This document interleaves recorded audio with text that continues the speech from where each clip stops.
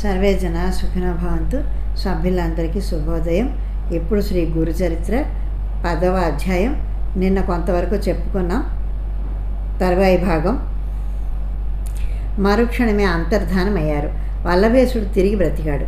అతనికి పూర్తి స్పృహ వచ్చేసరికి సూర్యోదయం అయింది. అతని ప్రక్కన ఒక వ్యక్తి మాత్రమే ఉన్నాడు. వల్లభేశునికి అంతకు ముందు జరిగినదేమీ గుర్తులేదు. అందువలన అక్కడ చచ్చి పడి ఉన్న దొంగలను చూచి ఆశ్చర్యపడి, వీళ్ళందరూ ఎలా మరణించారు, నీ ఒక్కడివే ఎలా బ్రతికి వచ్చావు, ఇంత జరిగినా నీ ఒక్కడివే ఇంకా ఇక్కడే ఉన్నావేమిటి అని అడిగాడు. అప్పుడు అతడు, అయ్యా, ఇప్పుడు ఒక అద్భుతమైన దైవలీల జరిగింది. మనల్ని అనుసరించి వచ్చిన వారు దొంగలే కానీ యాత్రికులు కారు. వారు నిన్ను చంపి నీ ధనం అపహరించారు. ఇంతలో ఒక తపస్వి వచ్చి ఈ దొంగలను చంపి నిన్ను బ్రతికించారు. నీకు నన్ను కాపలాగా ఉంచి ఆయన అంతర్ధానమయ్యారు. ఆ మునీశ్వరుడు ఎవరో కానీ సాక్షాత్తు పరమశివుడిలా ఉన్నారు అని చెప్పాడు. ఆ మునీశ్వరుడు సాక్షాత్తు శ్రీ పాదవల్లభేనని తెలుసుకొని భగవంతుడైన ఆయన దర్శనం తనకు లభించనందుకు వల్లభేశుడు ఎంతో పరితపించాడు. అతడు వెంటనే అమిత ఉత్సాహంతో ఆ ధనం తీసుకొని కురువాపురం చేరాడు.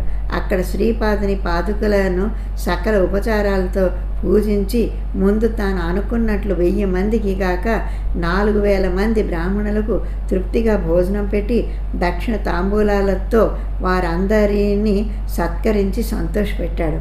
ఈ విధంగా శ్రీపాద స్వామి కురువాపురంలో అదృశ్యంగా ఉంటూ ఇలాంటి లీలలు ఎన్నో చేశారు. నేటికి సజ్జనులకు అక్కడ ఆయన దర్శనమిస్తారు. అయినప్పటికీ ఆయన శ్రీ నృసింహ సరస్వతి అనే యతిగా వేరొక చోట అవతారమెత్తి లోకోద్ధరణ చేశారు. భక్తులు ఎక్కడ ఉన్నప్పటికీ శ్రీపాద స్మరణ చేస్తే చాలు, వారికి స్వామి అభిష్టాలనిచ్చి రక్షిస్తాడు. అట్టి స్మరణకు అనుగుణమైన నామం తరతరాలుగా ఇలా ఉంది అన్నారు సిద్ధముని. దిగంబర దిగంబర శ్రీపాదవల్లభ దిగంబర దిగంబర దిగంబర అవధూత చింతన దిగంబర. శ్రీ దత్తాయ గురువే నమః. శ్రీ వల్లభాయ నమః. శ్రీ నృసింహ సరస్వత్యై నమః. శ్రీ గురుచరిత్ర 10వ అధ్యాయం సంపూర్ణం. శ్రీమాత్రే నమః.